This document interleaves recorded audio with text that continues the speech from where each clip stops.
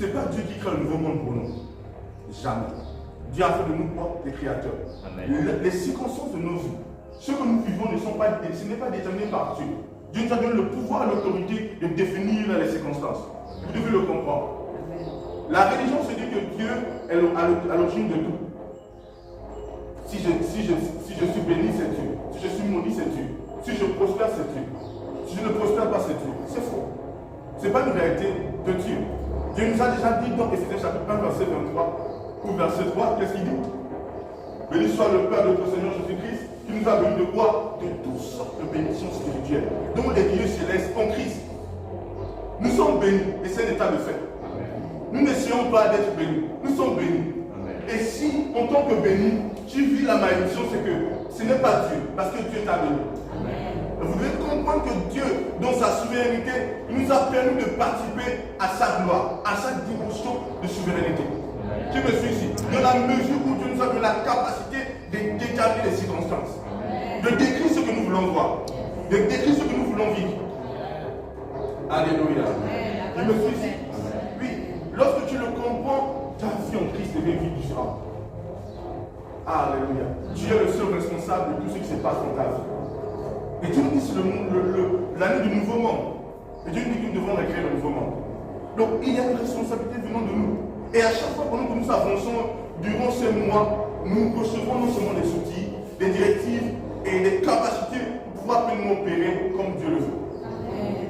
Alléluia. Amen. Je dis le monde va connaître un chiffre. Certains de vous avez entendu parler peut-être dans des films ou dans des dessins des cyborgs, des mutants.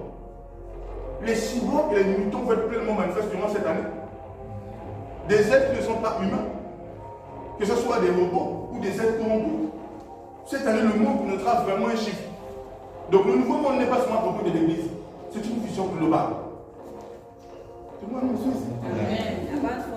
Je vous ai dit la dernière fois, je vous ai présenté une avancée technologique où les hommes n'ont plus besoin du téléphone, mais ils mettent un casque. Et dans ce casque, ils voient dans la dimension, ils vont voir le fusil, mais le fusil assemblé avec la technologie. C'est-à-dire qu'il peut être devant mon Marie-Jeanne et il veut ouvrir Google, il fait une main comme ça. Mon Marie-Jeanne peut être devant passer à lui, le casque, il a ouvert Google. Il fait des recherches. Il voit mon Marie-Jeanne, mais il voit aussi la page Google qu'il a ouverte. Il peut suivre YouTube, il est là, il voit mon Marie-Jeanne et YouTube est à côté de mon Marie-Jeanne. Et c'est ça que je sais de prendre compte. Donc le monde est en train d'avancer dans une rapidité extraordinaire. Et cette année, le monde va connaître, ou bien être en train de connaître un véritable chiffre. Alléluia. Ce monde va vraiment paraître être un nouveau monde. Même pour ceux qui ont vécu dans les temps précédents. Alléluia. Je suis cette information, je crois, sur France 24 où les journalistes étaient choqués. Ils se sont contraints d'entrer dans un nouveau monde. Et parce que les avancées de la technologie sont énormes. Qui me suit ici? Des recherches que les gens font depuis des années, ils sont en train de les mettre sur le point aujourd'hui. Ce casque-là était prévu depuis, en préparation depuis. Mais pourquoi c'est cette année qui a été mis en mouvement? Et il y a beaucoup de choses qui sont en train d'être mises en mouvement. Donc nous sommes en train de véritablement rentrer dans le nouveau monde. Et nous sommes déjà dans un nouveau monde. Amen. Alléluia. Amen. Vous savez, une des responsabilités d'un homme de Dieu, c'est d'épargner le peuple de Dieu de l'ignorance et de la naïveté. Qui me suit ici? Parce que le peuple de Dieu a cette facilité d'opérer dans l'ignorance et la naïveté. Dans la mesure où il regarde à Dieu, il ne voit pas comment Dieu voit. Parce que tu peux regarder à Dieu sans voir comment Dieu voit. Ou du moins, il prétend regarder à Dieu. Parce que si tu regardes à Dieu, Dieu te fera voir ce qu'il voit. Parce que vous devez comprendre que Dieu n'est pas le Dieu des chrétiens seulement. Tu me suis ici? Dieu n'est pas le Dieu des chrétiens. Dieu est le Dieu de toutes les créatures. Donc la vue de Dieu n'est pas une vue posée sur les chrétiens. La vue de Dieu est une vue posée sur quoi? Sur le monde et sur toutes les créatures. Tu me suis ici? Donc la pensée de Dieu n'est pas limitée à propos des chrétiens. La pensée de Dieu est générale. Tu me suis ici? Parce que Dieu est quoi? Il est le Dieu créateur. Dieu est quoi? Il est le Dieu d'Israël. Dieu est quoi? Il est le Dieu de l'Église. Tu me suis ici? Il est le tout-puissant des anges. Donc Dieu ne voit pas comme nous nous voyons. La perspective, la vue de Dieu est tellement large, est tellement vaste. Il comprend les choses autrement. Mais nous, en tant qu'enfants de Dieu, nous sommes introduits dans la manière de voir de Dieu. Nous avons lu un dévotionnel où je parle de la pensée de Christ. Et je vous ai dit, la pensée de Christ, vous donne la faculté de voir comme Dieu, de comprendre comme Dieu, de concevoir comme Dieu, d'écouter comme Dieu, d'analyser comme Dieu. Parce que ce qui définit ce que vous voyez, c'est votre intelligence.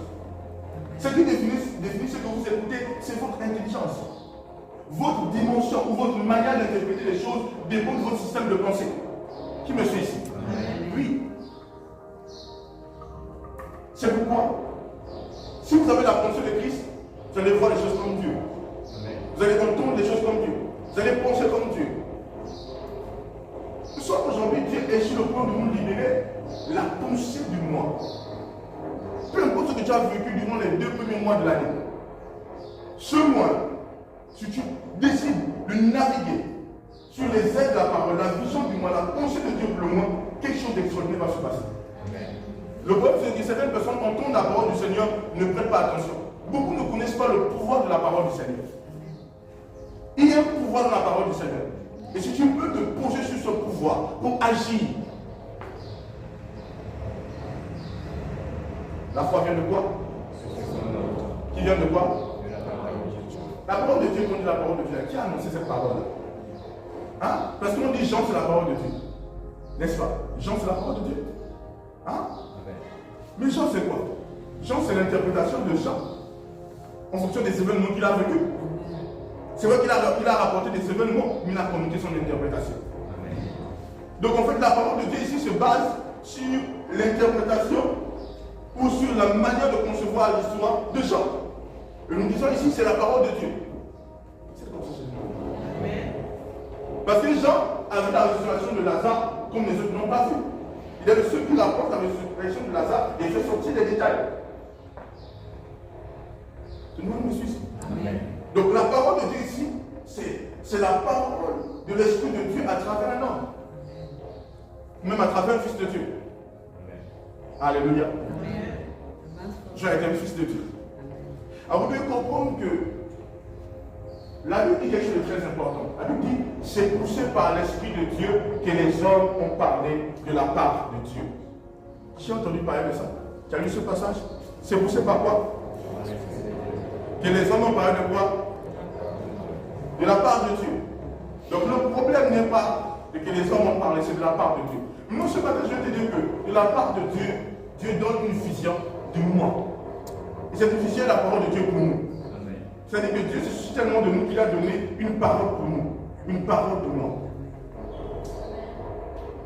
Et on peut juste voler sur cette parole. On peut naviguer sur elle. Tout le monde me suit ici? Quelle est la vision de Dieu pour ce monde? Je suis prêt, si je reçois la vision de Dieu, dis-moi de bruit dessus. Alléluia. De me laisser transporter par cette parole. Alléluia. Amen. Vous savez, hier nous étions, comme nous sommes dans les centres de guérison, nous faisons des tours dans certains endroits pour prier pour les malades. Et gloire à Dieu, dans les endroits où nous sommes allés, l'Esprit de Dieu a été en mouvement. Il a fait quelque chose d'extraordinaire. Vous voyez, mais quand nous nous déplaçons pour prier pour les âmes, c'est sur la base de la parole de Dieu. Nous ne prions pas pour les gens parce que nous pensons peut-être posséder quelque chose. Ce que nous possédons, nous le détenons selon la parole de Dieu ou d'après la parole de Dieu. Qu'est-ce qui te dit que tu as le Saint-Esprit? Qu'est-ce qui te fait croire que lorsque tu ouvres les mains et tu fais ceci, que tu as le Saint-Esprit? La seule base que nous avons, c'est quoi? C'est la parole de Dieu. Amen. Alléluia. Vous puissiez prêter attention à ce qui va être libéré ce matin comme vision de moi. Mais nous, on a la parole de Dieu. Ici, là, cette parole va être restreinte pour toi. Tu crois que Dieu parle au prophète et des annonces? Tu crois en ça? C'est vrai. Imaginez-vous que, vu que vous croyez que Dieu parle au prophète et des annonces, imaginez-vous que ce matin, Dieu va vous dire quelque chose à propos de vous. Essayez de vous imaginer que Dieu va vous dire des paroles pour votre destinée. Et il va donner ces paroles à travers un instrument qui s'est choisi. Un instrument qui s'est choisi pour donner quoi? Une parole. Vous savez, Dieu a la capacité de donner le même mot à 10 personnes. Et il crée des situations afin que ce mot-là soit important pour toutes les 10 personnes. Qui me suit ici? Donc, la vision que nous allons recevoir ici, c'est une vision que Dieu a créée et qui nous donne. Et cette vision sera aussi importante pour chacun d'entre nous ici. Donc, ça ne sera pas moins important pour une personne ici. Si tu es là, c'est que c'est tellement important pour toi. Tout le monde me suit ici? Alléluia. Donc ici, je suis en train je vais essayer de libérer l'agenda de Dieu pour le mois. L'agenda de Dieu, le plan de Dieu. Alléluia. Bienvenue à Dieu. Qu'est-ce qu'il dit? Il dit quoi? Nous tous, qui le visage découvert. C'est quoi le visage découvert? Quand on dit que le visage de quelqu'un est découvert, ça veut dire quoi? Hein? Il peut me dire, quand on dit que le visage de quelqu'un est découvert, ça veut dire quoi? Tout le monde sait ce que ça veut dire quand on dit le visage de quelqu'un est découvert? Amen. Ça veut dire quoi? Personne ne me répond ici. Oui? Il n'y a pas de masque. Il n'y a pas de masque. Ok. Qui d'autre peut dire quelque chose? Vas-y. Son visage est visible. Tu veux dire quelque chose? Vas-y. Son visage n'est pas caché. Son visage n'est pas caché, oui. Qui peut dire mieux? Vas-y. Le visage est exposé. Le visage est exposé. Ok, très bien. Amen. Ok. Ce que vous avez dit, c'est très bien. Toutes les réponses sont très bonnes. Essaie d'expliquer quelque chose de plus clair. Il dit, vous tous savez, le visage comment? Ok, on va prendre vous frère. Je veux dire quelque chose? Ou bien? Dévoiler. Ok, d'accord. Ok, on va commencer par frère Yohan. Frère Yohan a dit que nous tous, vous tous qui avez le visage comment? Sans masque. C'est ça? Ok. Qui d'autre? Vous tous qui avez le visage visible. Qui d'autre? Un visage qui n'est pas caché, à découvert. Un visage exposé. Ok. Un visage sans voile. Alléluia. J'aime bien ça, mot exposé. Alléluia. Amen. Visible, exposé, sans voile, sans masque. Alléluia. Mais la question est très importante. Vous ne pouvez pas vous voir dans le miroir si vous avez un masque ou un voile, n'est-ce pas? Qui est déjà allé devant un miroir avec le voile? Qui est allé sur un miroir? C'est une perte de temps, n'est-ce pas?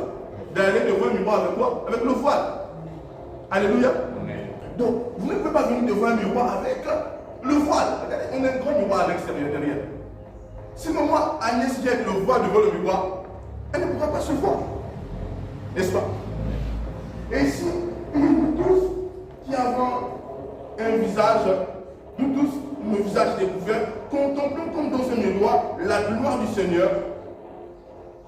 Nous sommes transformés en la même image de gloire en gloire, comme par le Seigneur. Paul a été inspiré par l'Esprit de Dieu. Ce qu'il dit est puissant. Il pouvait parler du miroir sans nous mentionner. Qui me suit ici? Et s'il parlait du miroir sans nous mentionner, on pouvait croire qu'il parlait ici du reflet de Dieu seulement. Qui c'est comment je chante? Parce que le miroir sera donné quoi? Un reflet. Mais Paul précise. Ah, toi la riche. Il dit, nous tous qui avons le visage exposé, mis à nu, sans voile, exposé. Il dit, nous contemplons comme dans un miroir. Il précise que notre visage est comment? À découvert. C'est très important. Parce qu'on peut se dire que, oh, il parle du miroir, on voit le reflet dans le miroir. Mais peut-être que ce n'est pas le nôtre. Parce que tu peux être devant, on peut être à Dieu devant le miroir. Et moi j'ai un visage découvert et toi tu n'en as pas. Et on va te voir nu de mon droit. Ton visage n'est pas le mien. Tu me suis ici. Mais il précise, il dit que nous tous qui avons nos visages à découvert, exposé. Tu me suis ici. Amen. Il dit nous contemplons quoi? La gloire du Seigneur. Ah, tu me suis ici. Amen. Mais ici, on est en train de dire que c'est nous qui sommes face au miroir. C'est même une personne. Qui essaie de comprendre comment Paul présente. C'est nous qui sommes devant le miroir, c'est pas notre personne. Mais il dit que même nous, étant devant le miroir, le reflet que nous voyons dans le miroir, c'est la gloire de Dieu. Qui me suis ici. Et il laisse comprendre que quand nous contemplons cette gloire, nous sommes changés, transformés, métamorphosés en la même image. Qui me suis ici. De gloire en gloire. De gloire à Dieu. Gloire à Dieu. Mais quel est ce miroir? Quel est le miroir que quand nous nous exposons à ce miroir, notre reflet représente la gloire de Dieu. Cette gloire que nous contemplons. Et quand nous contemplons cette gloire, nous sommes shiftés, changés. Ah mon Dieu, les mystères spirituels sont terribles. Comment nous pouvons nous tenir devant un miroir et juste en nous contemplant? Et tu es changé. En d'autres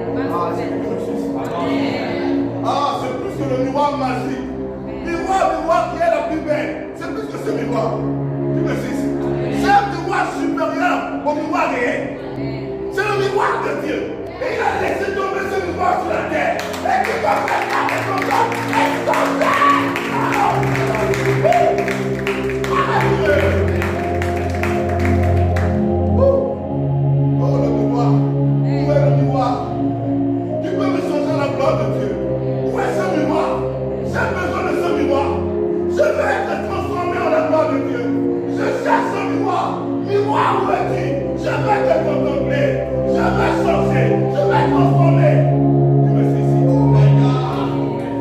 Hey, tu me suis ici. Oh, le miroir de ma destinée, j'ai besoin de toi. Je vais te transformer, je vais te changer. On a la même image que celle du Seigneur de gloire en gloire. Tu me suis ici.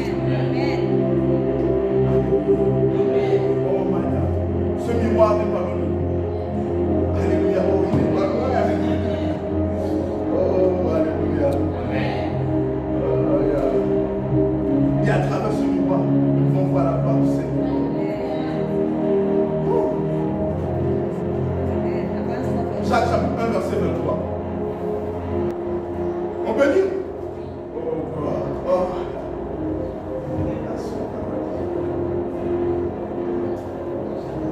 Il dit quoi? Il dit quoi? Ensemble? Oui. Ne la met pas en pratique. Il est comme quoi? Qui regarde dans un miroir son visage naturel et qui après cette regarder s'en va et oublie aussitôt quel était. Quel est ce miroir alors? Jacques nous parle du miroir. Jacques nous révèle le miroir que Paul a présenté. Et ce miroir, c'est quoi? C'est la parole de Dieu. Qui me suit ici? C'est la parole de Dieu, le miroir de Dieu. Pour nous montrer qui nous sommes. Mais le miroir de Dieu ne voit pas ce que toi tu vois. Ou ne te présente pas ce que tu présentes. Qui me suit ici? Il y a des gens, tu as entendu parler de ce qu'on appelle la caméra, je crois, on est à infrarouge, un truc du genre. Tu as entendu parler de ça? Vous savez, il y a des caméras ou des caméras où si tu filmes quelqu'un, peut-être tu ne verras pas la personne, son image physique, mais tu verras peut-être le niveau de chaleur que la personne a. Qui me suit ici? Vous connaissez ça, qui a déjà vu ça? Vous voyez la personne marche, on voit qu'il est tout rouge. Parfois, c'est une technologie qui permet de déterminer le niveau de chaleur qu'une personne a. Au niveau de chaleur d'un endroit, là déjà certainement vu. C'est une caméra, mais qui est différente de la caméra normale. Pour le miroir de Dieu ne te montre pas ton reflet physique. Le miroir de Dieu montre le reflet de l'homme caché. Amen. Du véritable homme. Celui qui est au-delà du physique. L'homme est créé en Christ. Amen. Qui me suit ici? L'homme devenu un avec Dieu. L'homme est avec le Saint-Esprit. C'est pourquoi la Bible dit nous contemplons la gloire de Dieu. Cette gloire n'est pas au ciel. Elle est en nous. Et nous sommes devenus un avec cette gloire. N'oubliez pas que Jésus a dit, la gloire que tu m'as donnée, je fais quoi? Je les ai donnés aussi. Donc nous participons à cette gloire. Et nous sommes devenus un avec la gloire de Dieu. Et si nous sommes devenus avec la gloire de Dieu, nous sommes devenus quoi? La gloire de Dieu. Deux points confondus, c'est quoi? C'est un seul point. Qui me suit ici? Une gloire à Dieu. Gloire à Dieu. Souvent me suit ici. Mais c'est encore plus de passer un peu plus sur la parole de ça. La Bible déclare une chose que la femme est la gloire de qui? De l'homme. Et l'homme est quoi? Il est la gloire de Dieu. Qui me suit ici? Amen. Tout le monde me suit? Amen. Alors, nous contemplons la gloire du Seigneur comme de quoi? Un miroir. N'oubliez pas ça, tout le monde, s'il vous plaît. Alléluia. Amen. Amen. Amen. Oui. Alors, comment tu as le miroir de Dieu, tu vois quelque chose que le miroir physique ne peut pas te présenter. Tu vois une gloire, mais que le miroir physique ne peut pas te donner. C'est une autre gloire. Et pendant que tu la vois, et que tu attrapes cette gloire, et que tu contemples, ce que tu contemples à travers le miroir, tu deviens. Ou du moins, tu manifestes. Amen. Qui me suit? Amen. Amen. Écoutez, le miroir de Dieu, vous devez comprendre l'un des plus grands mystères de la parole de Dieu. C'est quoi? C'est de nous révéler notre identité. Dieu ne peut pas dire la parole de Dieu juste comme ça. L'un des plus grands mystères de la parole de Dieu, c'est de nous révéler notre identité. Si tu n'as pas attrapé le grand mystère de la parole de Dieu, tu passes à côté. Ce n'est pas pour te condamner. D'ailleurs, Dieu ne condamne pas les gens. Ou du moins, Dieu, l'Esprit de Dieu ne condamne pas. Quand je parle de condamnation ici, il y a le jugement définitif Mais Dieu n'est pas un Dieu qui condamne. Qui me suit ici. Ou du moins, l'esprit de Dieu n'est pas un esprit de condamnation. Je vais vous montrer quelque chose. C'est peut-être un peu plus profond ce que je dis, je vais essayer de donner un détail.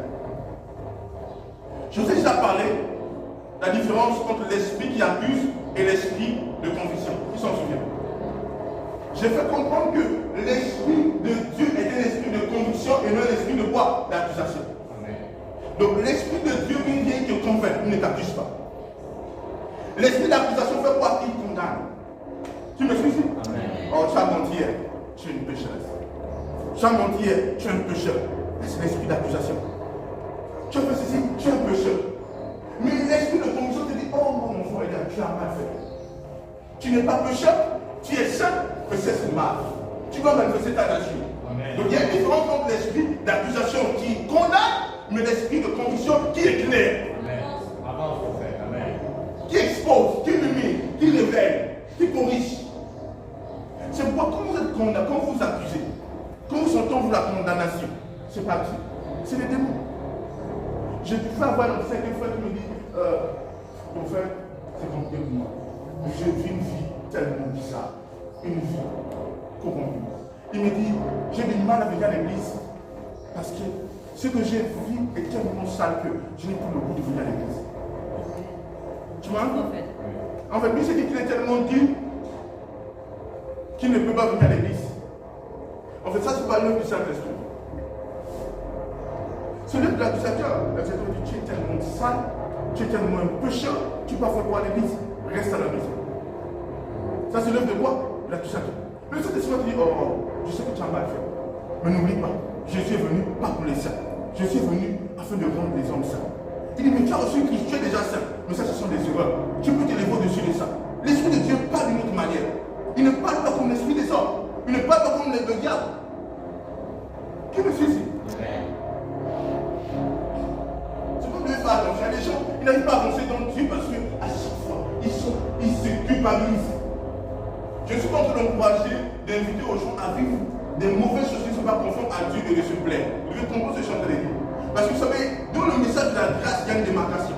Quand tu opères dans la grâce, il faut faire attention. Parce que certaines personnes te disent que parce que Dieu pardonne, ils vont faire et Dieu va pardonner. Jusqu'à ce qu'ils se perdent pour eux. Tu me suis? Parce qu'il y a des gens comme ça. Oh, Dieu pardonne, tu veux faire ça, il va me pardonner. Non, vous ne comprenez pas que si tu es conscient de ce que tu le fais, il doit te pardonner. Mais le pardon ne doit pas te délivrer de quelque chose. Parce qu'au fur et à mesure que tu vas faire, tu as dit, tu vas me pardonner. Mais tu ne sais pas que tu es en train de te perdre. Parce que je te fais comprendre une chose. Que votre âme, votre pensée a la capacité de corrompre votre nature. Qui me suit ici?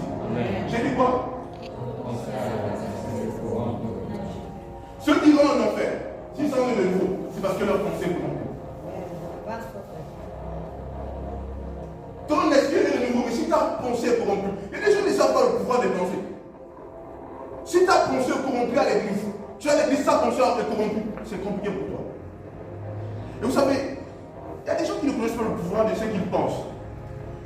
Il y a des gens, vous savez, je suis rentré dans une période de trouble, dans une période de ma vie, lorsque j'ai compris que les pensées étaient des éléments réels.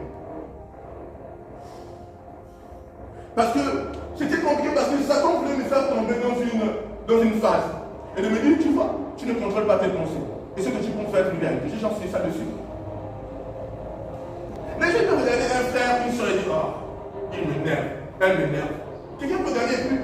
Parce que la personne peut être ici à l'église ou hors de l'église et nourrir des pensées obscures. Ils ne se rendent pas compte que le Saint-Esprit est là. Et la personne est en train de faire quelque chose qui n'est pas normal devant Dieu. Est-ce que les gens me suivent ici? Amen.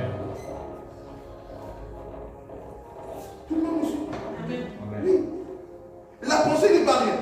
Dieu nous jugera en fonction de nos pensées. Parce que nous sommes ce que nous sommes, nos pensées sont. Il dit quoi? Il éteint les pensées de son âme. Mange et bois, te dira-t-il, mais son corps n'est pas avec toi. Amen. Je me suis fait comprendre la dernière fois que la maturité spirituelle, ce n'est pas seulement dans le power. Le power n'impressionne pas Dieu. Les miracles n'impressionnent pas Dieu. Je vous dis la vérité. Le pouvoir qu'un homme manifeste, un homme de Dieu ou un fils de Dieu, c'est un pouvoir conféré par Dieu. C'est l'esprit de Dieu. Ça ne peut pas blaser Dieu. Ça ne peut pas, tu es trop fort. Non! Ce qui va Permettez-moi du terme, mystifier Dieu, c'est le caractère. Parce que Dieu valorise le caractère plus que sa puissance. Tu n'as pas un caractère d'un enfant de Dieu, je t'assure. Les démons se moquent de toi et Dieu a attesté. Parce qu'il est mon enfant.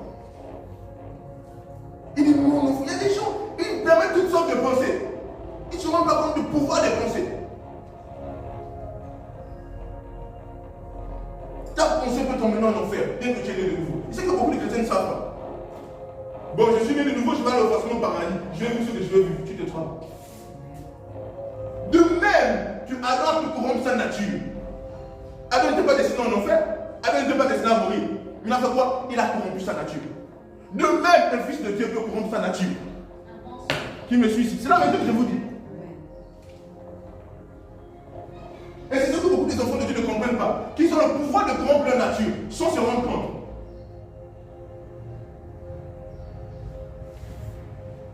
Quand ta pensée n'est pas conforme à la pensée de Christ. Il y a des choses qui n'est pas permis à un enfant de Dieu de penser. Je vous dis la vérité. Je suis en train de dire qu'il y a des erreurs qu'on fait ou qu'un enfant de Dieu peut faire. C'est erreurs de croissance, je vous ai déjà parlé. Mais il y a des choses qui ne peuvent jamais travailler. Qui traversent l'intelligence d'un enfant de Dieu, c'est compliqué pour lui. Amen. Alléluia, tout le monde me suit. Amen. Je vous dis une chose très compliquée. Ce que beaucoup de gens ne savent pas, c'est que vous savez, pendant que vous êtes là maintenant, pendant que je suis en train d'enseigner là, je vous l'ai dit, les gens ne comprennent pas que dans cette dimension, je peux commencer à percevoir les pensées des gens. Qui me suit, je vous dis la vérité. Dans la dimension j'enseigne, je peux commencer à percevoir les pensées des hommes. Je vous dis une chose. Quand je fais faire un miracle, une guérison, je peux sentir qu'il y a une personne à côté de moi qui résiste au miracle. Je suis là, je suis là enseigné. Il va ressusciter Lazare ou certaines personnes, il parle à certains disciples. Il laisse le reste. Parce qu'il y a des personnes qui peuvent arriver dans la présence, ils deviennent ceux qui essaient de mettre un frein au miracle. Tout le monde me suit ici? Amen. C'est pourquoi je dis, faites-moi sur ces femmes qui pleurent. Vous ne pouvez pas convoquer l'esprit de mort ou l'esprit de vieille là. Qui me suit ici? Amen. Je veux comprendre comment le pouvoir de vos pensées.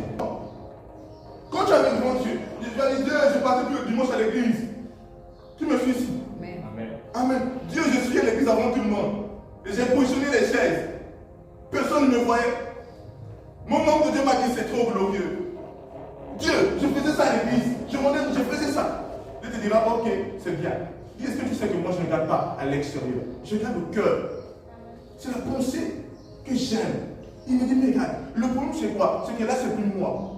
En fait, quand tu viens face à Dieu pour recevoir le jugement définitif de Dieu, en fait, Dieu n'est pas en train de te... Quand on dit le jugement, c'est que Dieu te fait paraître ce que tu es.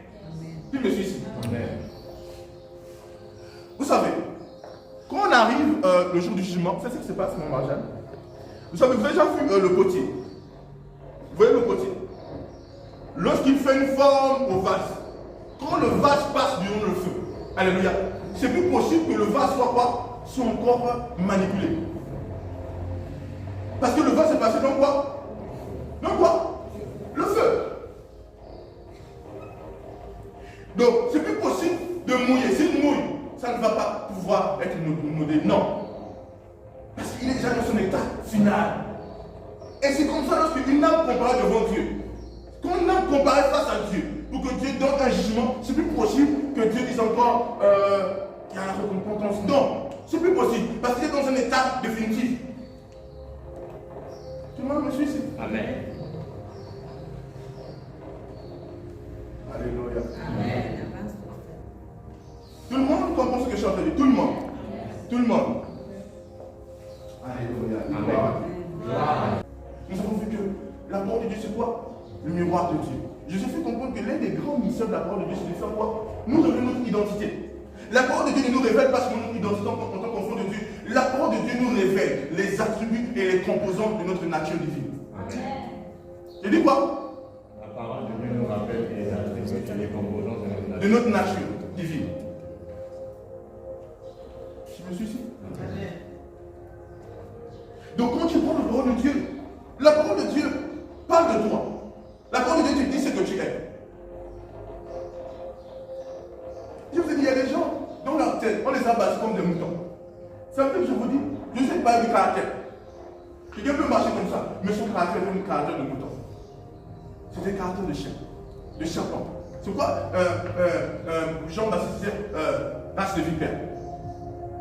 Je dis, on ne donne pas la pourceau au chien. On ne donne pas le pain des enfants au chien. Je suis à traiter quelqu'un de chien. N'est-ce pas?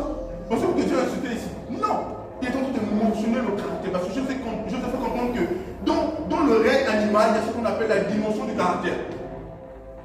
Les animaux sont comme des dimensions de caractère. Tu me suis ici? C'est pour vous voyez que Dieu me dit, je suis l'agneau de Dieu qui ôte le péché du monde. Je suis le lion de la tribu de Juda. Non, me suis ici. Amen. Et aussi des gens qui ont le caractère de corbeau. Qui me suit ici? C'est la vérité. Je vous ai dit, il y a des gens aussi qui ont le caractère de quoi? Hein? De porc. Alléluia. Tu donnes cette personne quelque chose de valeureux. La personne ne sait pas valoriser une chose. Elle fout le pied. Tu peux ne donne pas les pierres précieuses à qui? Au pourceau. Parce que ces pourceaux vont fouler au pied les pierres précieuses. Dans la boue. N'oubliez pas ça. Maintenant, quand quelqu'un arrive, il ne se sent pas au lion, il ne se sent pas à l'agneau, il ne se sent pas à la vipère. Ou au porc. Parce que Dieu va l'envoyer où? Je suis l'agneau de Dieu. Je suis quoi d'autre? Le lion. Je suis l'aigle. Mais toi, ce que je présente, ça ne vient pas de moi. Mais tu vas là-bas. Qui me dit ici? Dis gloire à Dieu. Gloire à Dieu. Est-ce que je peux avancer? Avance, Et moi, je suis ici. Amen. Donc la parole de Dieu nous révèle quoi? Notre identité. Les attributs de quoi? Les composants de quoi? De notre nature divine. Dans 1 Jean chapitre 4 verset 17. 1 Jean chapitre 4 verset combien? 17. Tiens la parole de Dieu. C'est vrai, tiens ça. Hélène Bouma, tiens la parole de Dieu. Ah.